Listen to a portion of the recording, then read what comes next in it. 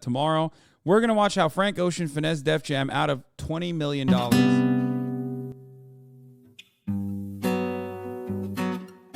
Frank Ocean is a legend in the music industry. He's written for Beyonce, he's gone platinum multiple times, and he actually became the second Grammy Award-winning artist to get beat. And he became dead to me after he unfollowed me on Instagram. But that's who's to say.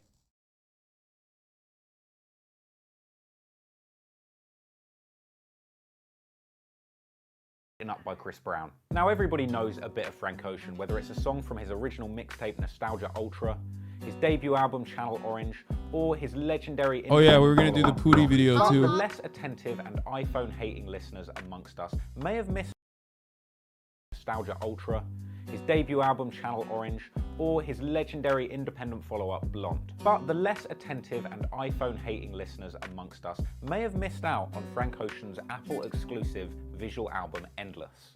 This dropped as an Apple Music exclusive along with a bizarre 45-minute visual of Frank Ocean building a staircase. Well, if you didn't catch Endless, it's likely that you didn't catch the amazing story behind it, where Frank Ocean has been reported to have pulled off a $20 million finesse that left the head of Universal Music Group fuming. It was A$AP Rocky that brought this story to the mainstream's attention with a 2018 interview with Angie Martinez. That man figured out how to finesse the record industry, and people don't talk about that.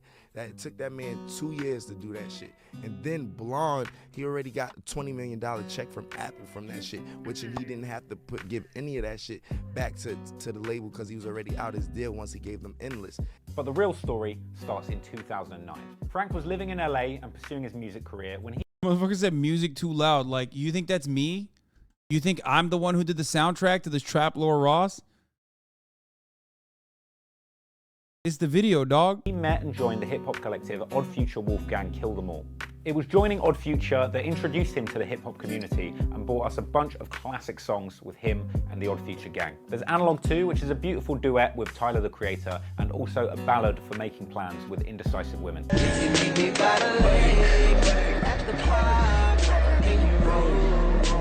There's the song Widow, where seemingly at the end Frank gets lost in the vocal booth and can't find his way out. Where I'm at, now where we at. And of course She, where Frank discusses the troubles of going through his first period. Later on in Such a good 2009, song. Frank met legendary music producer Tricky Stewart. Tricky is a music industry hitmaker who's been responsible for some of the most successful and obnoxious songs of all time. Beyonce's Single Ladies, Rihanna's Umbrella, and of course the classic Justin Bieber Baby. Through working with Tricky, Frank was able to secure writing credits on songs with legendary artists such as Brandy, John Legend, and... Still not as rich as Lil Baby. Of course, bro. He's not. Lil Baby the GOAT. If Lil Baby the GOAT, then Frank Ocean the giraffe? Beyonce, aka Jay-Z's bloody wife. It was around this time that Frank actually signed a deal with Def Jam, a deal that would later prove itself to be as tricky as the guy that got him into it. Frank later said that he felt neglected by Def Jam, that he didn't have a relationship with the label, and he basically felt like he'd just been signed and stored away. Tricky later said in an interview that in hindsight, the deal was a huge mistake, and he just couldn't get Def Jam to get behind Frank the way that Tricky...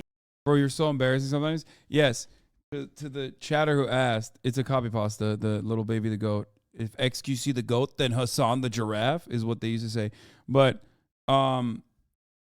yes, Frank Ocean used to follow me, and then he posted about Jeremy Corbyn, and I DM'd him finally. I was like, hey, King Jezza or something like that.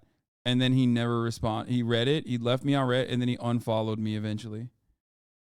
And I will never forgive him for it.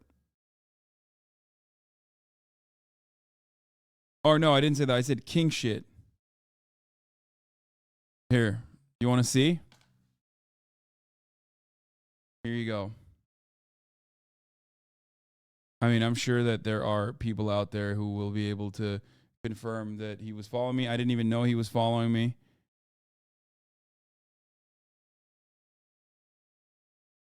Left on scene.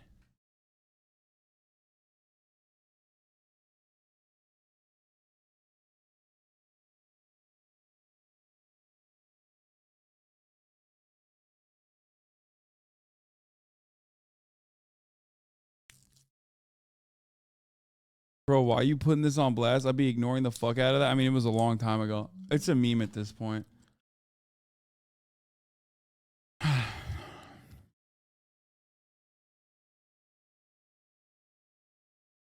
It's just a meme. It's not serious. But I heard Trevor Noah is dating him now. Yeah.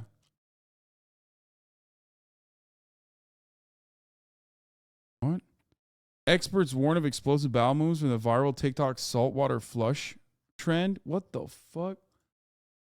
That's crazy, dude. People are so insane. All right, let's continue. It was in 2011 that Frank made the first in a long line of major finesses against his record label. After being inspired by Odd Future and their own genius approach at putting out their own mixtape and building a buzz completely independently, he decided to put together a little mixtape of his own. So at the start of 2011, Frank independently pushed out Nostalgia Ultra, which became a smash underground hit without any promotion. Suddenly, Def Jam are all interested in Mr. Ocean, so they decide to get behind the mixtape and release two of the songs as singles. Novocaine, which ends up charting at 82, and Swim Good, which ends up hitting number 70. It's at this point that Frank Ocean is contacted by everybody's favorite elevator punching bag, Jay-Z, and disgraced Maybach repairman, Kanye West. Def Jam were toying around with the idea of packaging up Frank's mixtape Nostalgia Ultra as a commercial release, but this was eventually abandoned due to the fact it was littered with unclearable samples. Now Def Jam are convinced of Frank Ocean's ability, let the finessing begin. So Frank immediately demands $1 million and complete creative control over his debut album, which he gets. He wrote all the songs in 3 weeks and came with that heat. So in 2012, he drops his debut album, Channel Orange, and it's an absolute smash hit. It's got the hit songs Thinking About You and Pyramids. He wrote Channel Orange in 1 week? In 1 week? In 3 weeks? Okay, that's not that crazy. It's still insane.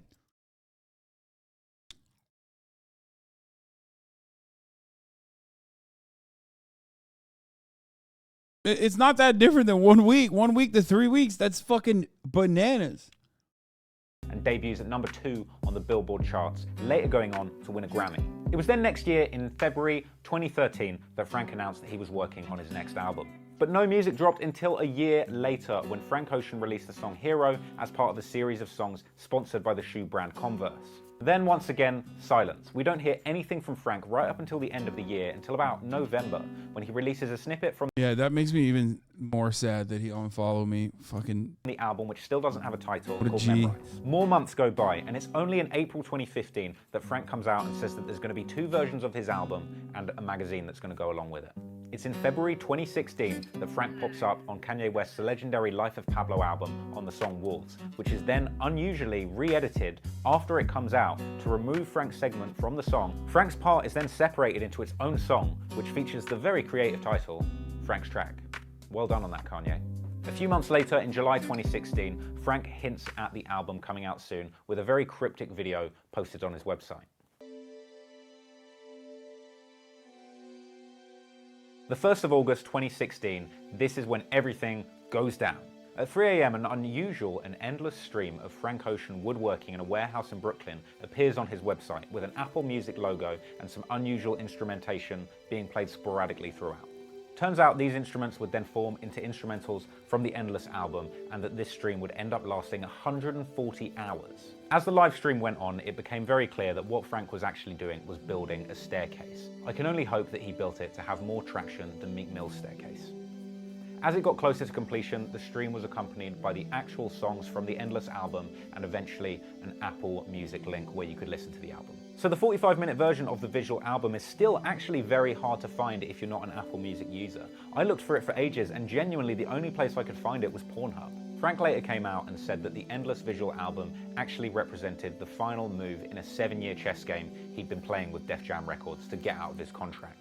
Throughout this time, he had to replace several members of his team, including his lawyers and his management, as well as paying back a $2 million advance to Def Jam, which he'd been given to record that second album. By doing this, he was actually able to retain ownership over those recordings. So Frank Ocean is finally out of his contract and ready to start recording again. Right? Wrong! One day later, Frank Ocean announces the biggest finesse the music industry has ever seen. He announces his Boys Don't Cry magazine will be coming to several pop-up shops all around the US and in London. The magazine is a very cool, if highly unusual, piece of artwork, which is full of pictures of really sick cars, an unusual poem about McDonald's written by the one and only Kanye West, and, to my great delight, an interview with Lil B, the bass god himself. Alongside this announcement, he releases the music video for his new single, Nikes, which is not on the Endless album, but is actually from him. Bro, he's so aesthetic, dude. That's it. I don't know what else to say other than that. Like everything he does. His brand new album, Blonde, which he has released independently that day. Basically, Def Jam got absolutely finessed. They thought they were getting a banging Frank Ocean album, but what they actually got was a 45-minute Home Depot commercial that nobody wants to watch. Basically, the entire Endless album was just one giant pretentious arrow pointing to Frank Ocean's real album. So Endless was a decoy album. Frank finessed his way out of that deal, was able to keep the rights to the real album Blonde, drop it independently with Apple Music, and secure that bag for himself.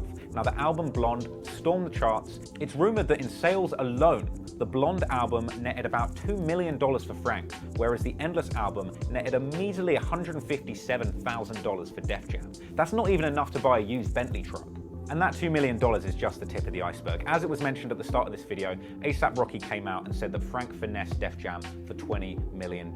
Now, I wasn't able to actually find any solid proof that Frank Ocean had indeed secured a $20 million bag. What I was able to find was that Apple are indeed rumored to have paid Drake $20 million, and also that Chance the Rapper was offered $20 million that he actually had to turn down. After this, Lucian Grange, who is the head of Universal Music Group, which is the parent company of Def Jam, came out and said, no more exclusives with streaming services, and sources say that he was fuming. I've got to say, I'm genuinely blown away by the idea of promoting an album with a 140-hour stream of somebody building a staircase. When I release my hotly anticipated hip-hop album, I'm actually going to upstage Frank by promoting it with a 150-hour video of me in a lift. Beat that, Frank. Still stuck in this lift. Still stuck in this lift. I'm trapped in a lift. Feel like R. Kelly, but it's not a closet, it's a lift. There you have it. That is how Frank Ocean managed to finesse Def Jam and Apple Music out of $20 million. Madness. If you like that video, make sure that you like and subscribe below. Hit that notification bell so you can see every single time that I upload, and thanks so much for watching. Also, in honor of Frank Ocean's back-to-back album dropping Finesse, I decided to do a little back-to-back video drop for you. So if you're interested, I just dropped How Trap Lore Roz made 10 million before YouTube? He did? I doubt that.